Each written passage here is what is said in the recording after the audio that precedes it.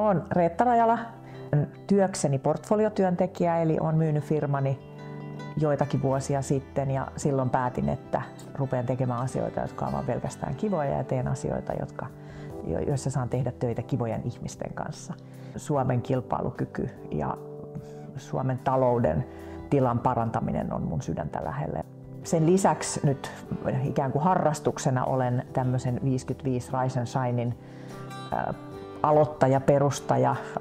Me ollaan tekemässä töitä sen eteen, että suomalaiset yli 55-vuotiaat vois tehdä töitä niin pitkään kuin ne haluaa. Mä itse koen, että vahvuutta on visionäärisyys ja tämmöinen sitkeys, vaikeuksien läpi hyvällä sykkeellä meno, kyvykkyys tehdä asioita, vaikka ne on vähän vaikeita.